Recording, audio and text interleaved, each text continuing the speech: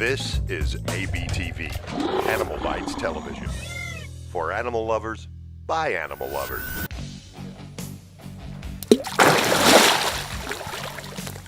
Alright, I'm not so sure that I signed up for this morning. When I woke up, I didn't think I was going to be going in the water with a 15-foot croc, but hey, I'm ready to do this. Well, it just so happens I'm in Australia right now filming some really cool project that I really can't say much about. I'll tell you guys more in the future. So I went back about 4 years ago to some footage that I shot in Darwin, Australia that I've never shown anyone. And I decided I was going to make a 4-part series starting with saltwater crocodiles. You're watching Snake Bites. I'm here to see Adam Britton today. He's one of Australia's leading crocodile guys. And he's gonna show me something really cool, and that's how crocodiles act underwater. And I've got the tools of the trade to get it done. Adam, how are you? G'day, Brian. How are you doing? How are you? Sorry, I've got my hands full here, but... Oh, fantastic. Well, I guess I happy to meet you here. And I can't help but notice, here I am in Australia looking for an awesome Australian crocodile guy. Your accent doesn't quite sound Australian. No, I come from the UK. I come from West Yorkshire, which is where all the best crocodile wrestlers come from. Yeah, and I'm thinking, where does a guy from Yorkshire figure a fascination with crocodiles? I don't think you're going to find them in the outside pools out there, are you? Well, I was fascinated by crocodiles when I was a little kid. I was fascinated by dinosaurs and giant lizards and dragons and you name it. And suddenly I figured out, well, crocodiles are actually still around on the planet, so that's what I want to work with. And so it was a long course, and eventually I finished off the studies that I had in the UK, and I thought, right, I've got to go to Australia and work on crocodiles, otherwise I'll never forgive myself. So yeah, I pretty much sold everything I had in the UK and funded myself to come out here and took a chance, and it worked, and here I am, working on crocs. Well, I tell you what, I'm glad you're here because that's why I'm here too. I want to check out the coolest crocs that I can possibly figure out. And so what do you have to show me today? Well, the coolest crocodiles are saltwater crocodiles. Everyone knows that. And we've got one of the coolest saltwater crocodiles in here. His name is Smorg, and he's about 15 feet long, which is about 4.7 meters. So he's a monster. And what's the plan with these chickens? Well, the chickens are food, and he loves chickens, anything white. So we're going to see what we can do with him. Well, I gotta tell you, they look real scrumptious. I don't know. Are you hungry? I think my appetite is quickly going away. So let's hope Smog is ready to eat some chickens. You better hope so. Come and have a look at him. All right, so I'm seeing this sign. Is there really a 15-foot croc in here? Oh yes, there is. If you don't believe me, just have a look over the fence. Oh, I can hear him rustling around right now. Oh my gosh, look at this thing. So it's pretty cool. This whole facility actually was really designed for filming.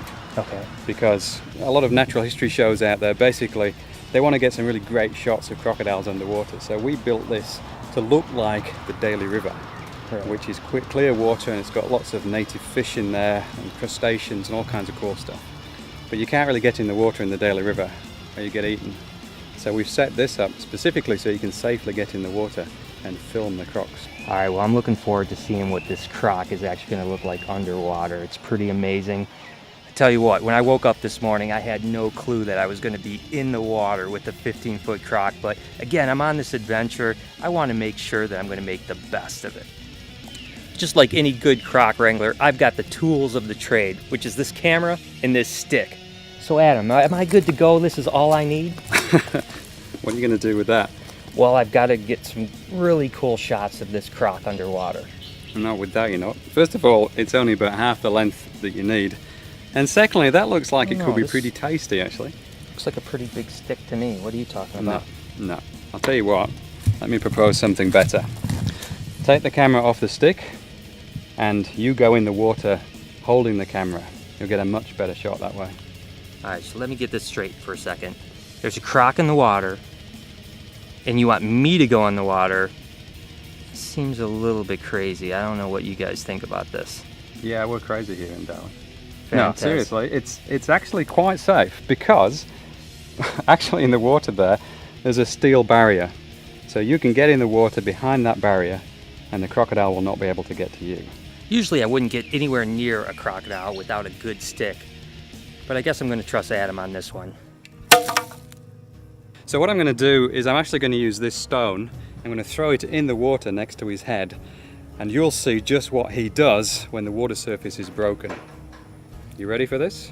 Well, I'm not sure I'm ready, but let's do it. Okay, here we go. You can just see his head over there. So, 1, 2, 3. Holy crap! Oh man, that's a lot bigger than I expected, Adam. He looks even bigger when you're in the water. Oh my gosh.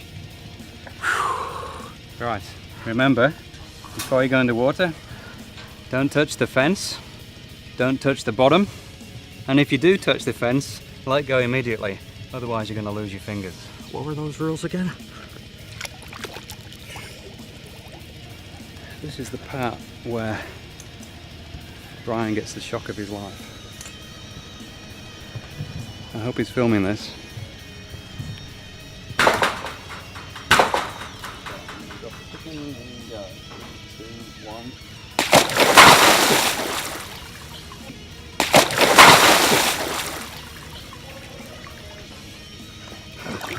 Oh my gosh, that was absolutely crazy where that thing lunged out. Oh, it's so much larger when you're right up close to it. It's really quite frightening. I'm so glad that there was that barrier between us, because when that thing jumped up, my heart was just beating a million miles a second. But at the same time, it's just so incredibly majestic.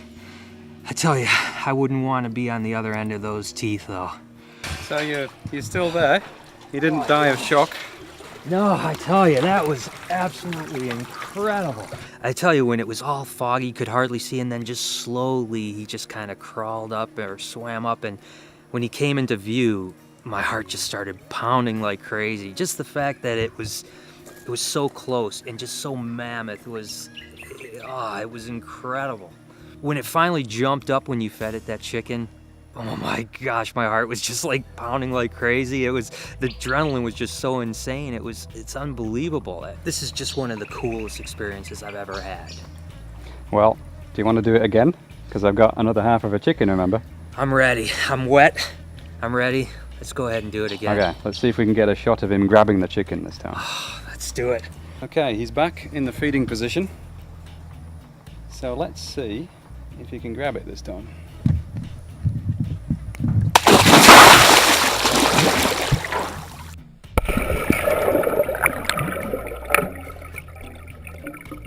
Holy cow. I tell you what, I thought that the first time it was pretty exciting. I tell you, I don't know how many times you have to do this to stop the adrenaline from going, but that was still quite a trip.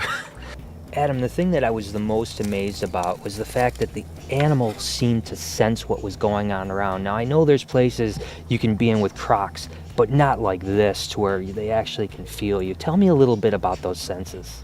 Well, he is totally aware of where we were at all times. Even when we were walking up, he could hear us. They've got excellent hearing. It's actually better than ours. They've got really good eyesight, which again is better than ours because they can see at night. But the sense that's most useful for them in this situation is the ability to detect pressure and vibration.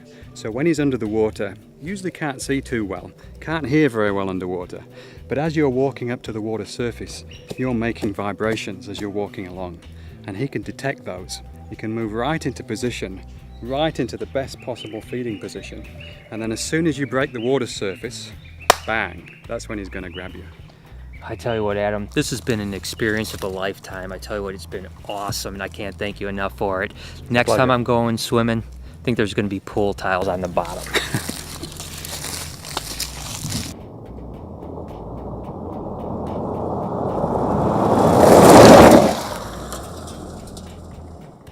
I'm here on the Adelaide River, and the jumping crocs are what make this place extremely famous. Now, this is an incredible sight right here. I'm told that his name is Hannibal. He's about a 6-meter croc, and it's something you're certainly not going to see too often.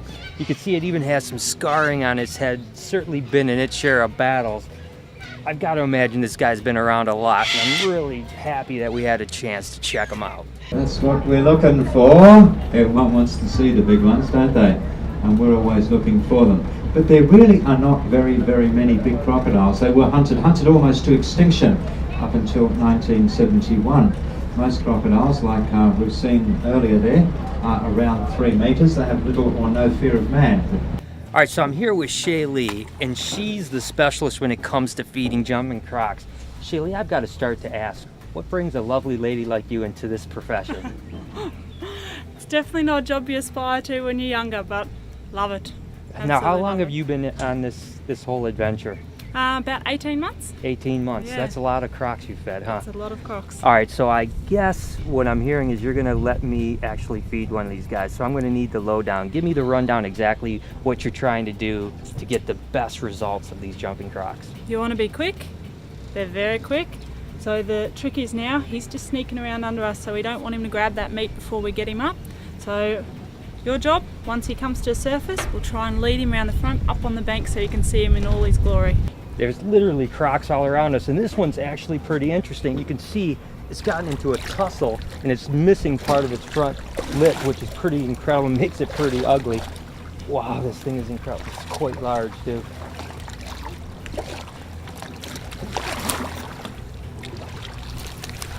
What do you reckon?